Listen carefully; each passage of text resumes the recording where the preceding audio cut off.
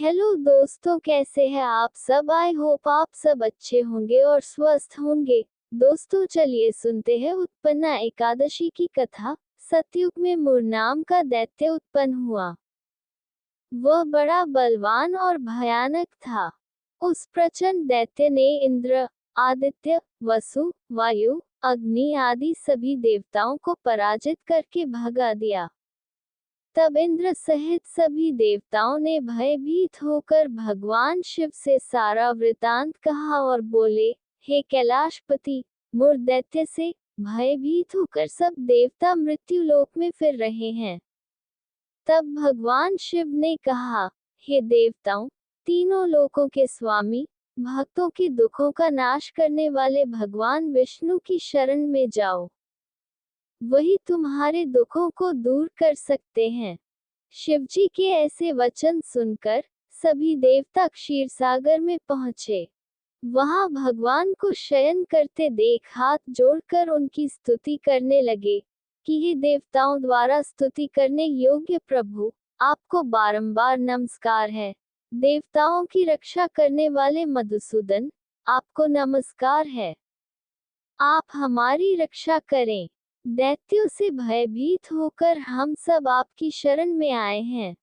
आप इस संसार के कर्ता, माता पिता, उत्पत्ति और पालन करता और संहार करने वाले हैं। सबको शांति प्रदान करने वाले हैं। आकाश और पाताल भी आप ही हैं।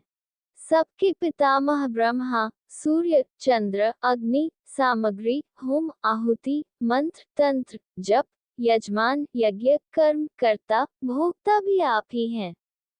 आप सर्वव्यापक हैं। आपके सिवा तीनों लोकों में चर तथा अचर कुछ भी नहीं है। हे भगवान, दैत्यों ने हमको जीतकर स्वर्ग से भ्रष्ट कर दिया है और हम सब देवता इधर उधर भागे भागे फिर रहे हैं। आप उन दैत्यों से हम सबकी रक्षा करें। इंद्र के ऐसे वचन सुनकर भगवान विष्णु कहने लगे कि हे इंद्र, ऐसा मायावी दैत्य कौन है जिसने सब देवताओं को जीत लिया है? उसका नाम क्या है? उसमें कितना बल है और किसके आश्रय में है? तथा उसका स्थान कहाँ है? ये सब हमें बताए। भगवान के ऐसे वचन सुनकर इंद्र बोले, प्रभु, प्राचीन समय में एक नाड़ीजंग नामक राक्षस था। उसके महापराक्रमी और लोकविख्यात मुर नाम का एक पुत्र हुआ। उसकी चंद्रावती नाम की नगरी है। उसी ने सब देवताओं को स्वर्ग से निकालकर वहां अपना अधिकार जमा लिया है। उसने इंद्र, अग्नि, वरुण, यम, वायु, ईश, चंद्रमा, नैऋत आदि सबके स्थान पर अधिकार कर लिया है। सूर्य बनकर स्वयं ही प्रकाश करता है। स्वयं ही मेघ बन बैठा है और सबसे अजेय है। हे असुर निकंदन, उस दुष्ट को मारकर देवताओं को अजेय बनाए। ये वचन सुनकर भगवान ने कहा, हे देवताओं, मैं शीघ्र ही उसका संहार करूंगा। तुम चंद्रावती नगरी जाओ। इस प्रकार कहकर भगवान सहित सभी देवताओं ने चंद्रावती नगरी की ओर प्रस्थान किया। उस समय दैत्य मुर सेना सहित युद्ध भूमि में गरज रहा था। उसकी भयानक गर्जना सुनकर सभी देवता भय के मारे चारों दिशाओं में भागने लगे। जब स्वयं भगवान रणभूमि में आए तो दैत्य उन पर भी अस्त्र, शस्त्र, आयुध लेकर दौड़े। भगवान ने उन्हें सर्प के समान अपने बाणों से बींध डाला। बहुत से दैत्य मारे गए। केवल मुर बचा रहा। वह अविचल भाव से भगवान के साथ युद्ध करता रहा। भगवान जो भी तीक्ष्ण बाण चलाते, वह उसके लिए पुष्प सिद्ध होता। उसका शरीर छिन्न भिन्न हो गया, किंतु वह लगातार युद्ध करता रहा। दोनों के बीच मल्लयुद्ध भी हुआ। 10,000 वर्ष तक उनका युद्ध चलता रहा किंतु मुर नहीं हारा।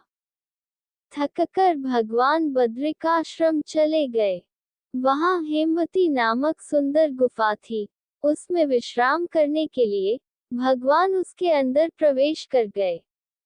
ये गुफा 12 योजन लंबी थी और उसका एक ही द्वार था। विष्णु भगवान वहां योग निद्रा की गोद में सो गए। मुर भी पीछे पीछे आ गया और भगवान को सोया देखकर मारने को उद्यत हुआ। तभी भगवान के शरीर से उज्ज्वल कांतिमय रूप वाली देवी प्रकट हुई। देवी ने राक्षस मुर को ललकारा, युद्ध किया और उसे तत्काल मौत के घाट उतार दिया। श्री हरि जब योग निद्रा की गोद से उठे तो सब बातों को जानकर उस देवी से कहा कि हे देवी, आपका जन्म एकादशी के दिन हुआ है, अतः आप उत्पन्ना एकादशी के नाम से पूजित होंगी। आपके भक्त वही होंगे जो मेरे भक्त हैं। जो एकादशी का व्रत करता है उसे बैकुंठ लोक की प्राप्ति होती है। तो दोस्तों, ये थी उत्पन्ना एकादशी की व्रत कथा। आशा करते हैं कि आपको यह वीडियो पसंद आई होगी। तो फिर आप सब वीडियो को लाइक करें, शेयर करें और सब्सक्राइब कीजिए। भगवान आपकी सभी मनोकामनाएं पूर्ण करें। जय माता दी।